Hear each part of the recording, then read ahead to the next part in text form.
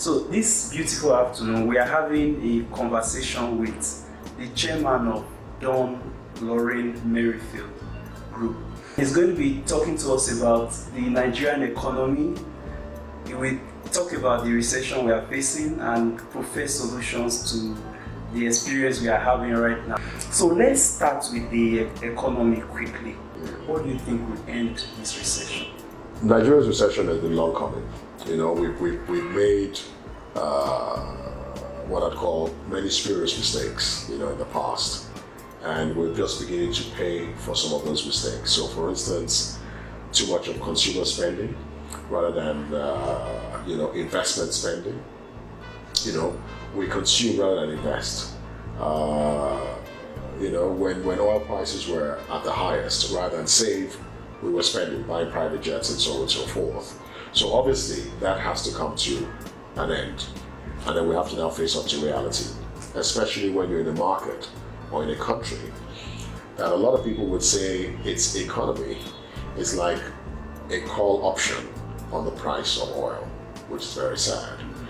So my prayer and my hope for this dispensation, and not just this one, but those going forward, is that the focus should be on how to consistently and unequivocally diversify the Nigerian economy away from oil, so that your income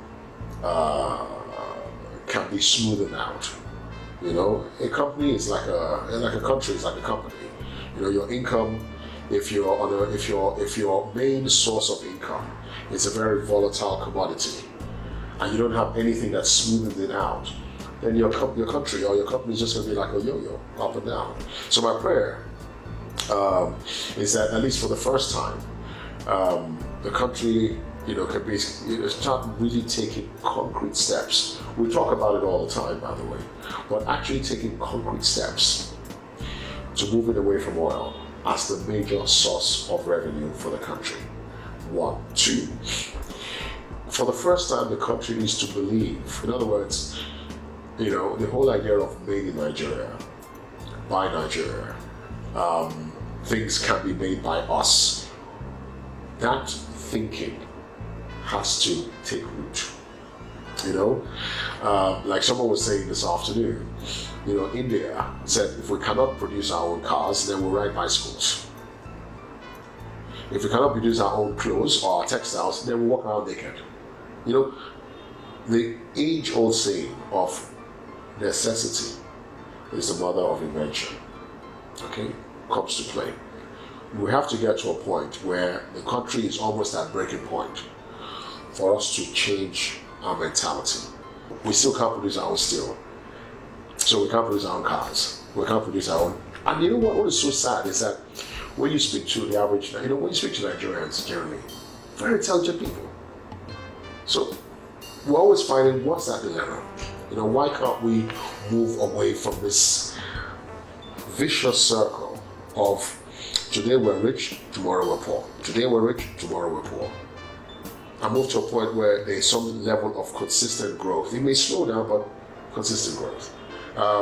And really, when I look at everything, to me, the most important thing for government to focus on is how do you create other avenues of income for the country. The IMF said that in 2016, the Nigerian economy contracted by about 1.5%. Do you think the economy will continue to contract in 2017? What are the indications? No, not at all. Not at all. I think by all accounts, 2017 will most likely be a better year than 16 or even 15.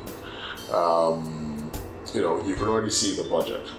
The budget, in all at least in all its purpose, is an expansionary budget. So, government is expected to spend more, and of course when you spend more, there is more expenditure, and you spend your way out of a recession. So, do I expect to see a contraction in 2017? No.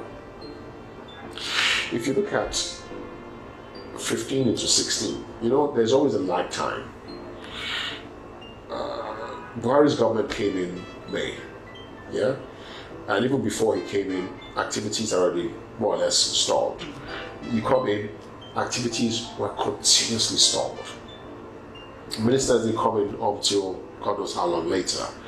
There was no activity. So it was inevitable that the economy was just going to plummet. There was no real spending activity. There was no, TSA came on board.